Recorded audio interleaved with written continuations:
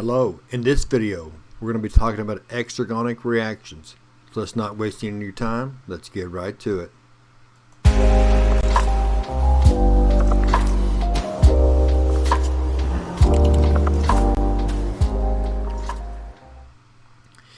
Now when we're talking exergonic reactions, one of the things you want to say one of the things we want to say first is that this is a just like the previous two, just kind of a one slide video, but there is a ton of information on here.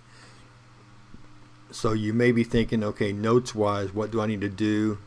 Obviously you want to get the two lines down at the very bottom, but you certainly also want to collect all of the information in the graph and the figures and graphs beside me here as well.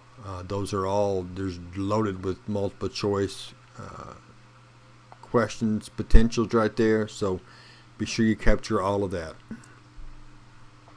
Now when we're talking exergonic reactions, if you look at the graph, the part of the graph to the far left, that's where it begins. Obviously you're familiar with graphs and you understand how graphs work, but you have the idea the reaction occurs there at the top, and when it's done, the reaction is done, you can see the energy level is down almost to zero, which means it released a bunch of energy.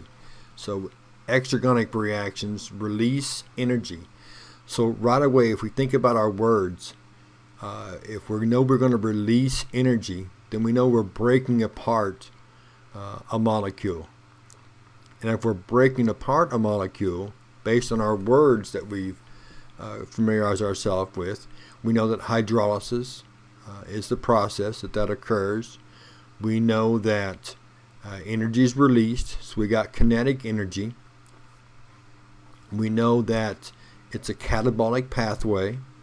The enzyme that was a part of this process, and when we get to enzymes, we're going to take both the inorganic and exergonic graphs and add enzymes portion to that. We're also introduced the idea of activation energy and things like that.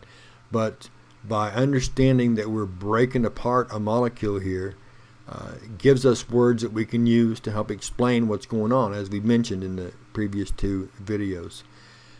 We're releasing that free energy. So since we have less energy at the end than what we started with, you can see on that graph the y-axis is energy amounts. You can see that I don't have any numbers, but you can see that the graph starts at approximately 60% from the top to the bottom. So whatever energy unit it is, it had a bunch, but when the reaction ends, we can see that it's almost zero. So that's why it's considered negative G, or negative energy, because we have less than what we started with. Okay, we lost some. The word spontaneous that you can see there, what that refers to is that exergonic reactions can happen spontaneously in nature. And it could simply be just the energy from the sun. It could be just two elements that react when they come in contact with each other. It could be whatever the situation is, these can happen spontaneously, or you don't have to add any additional energy because it already has energy. Okay, it has it, so therefore it can happen spontaneously or naturally. When we get to inorganic, we'll see that that's the opposite. Those do not happen naturally.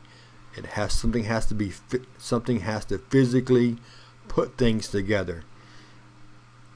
Okay, and this brings in the idea of entropy that we'll talk about when we talk about the laws of thermodynamics. If you think about your room,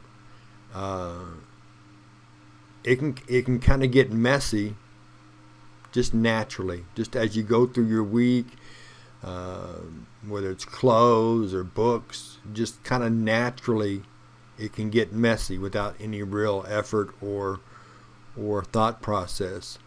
But to clean your room, sometimes that takes a lot of work.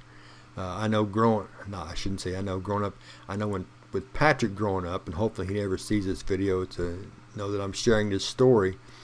But when it come laundry day, we could jokingly, and we did this plenty of times, we could go back through and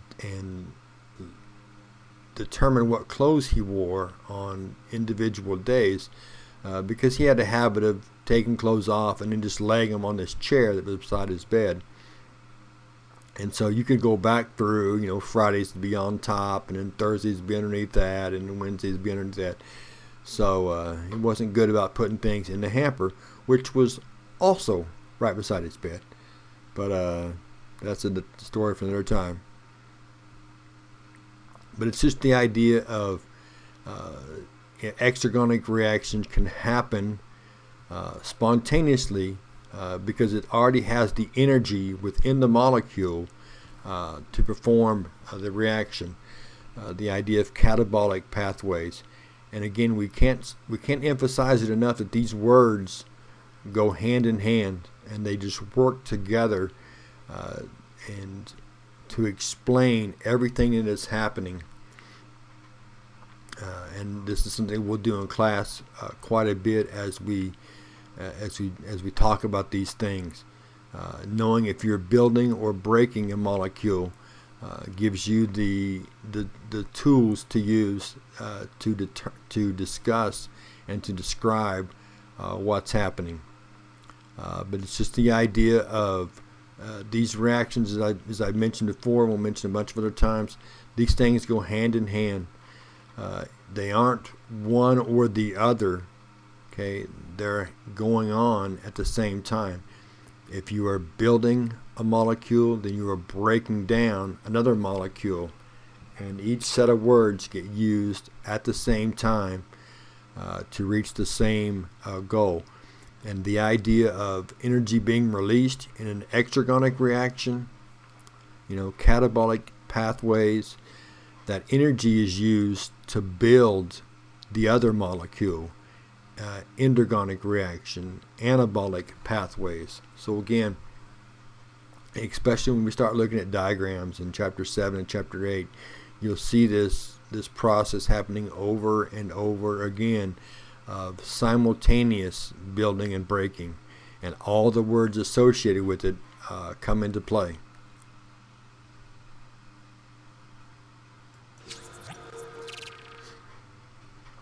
Well, that's our video over exergonic reactions.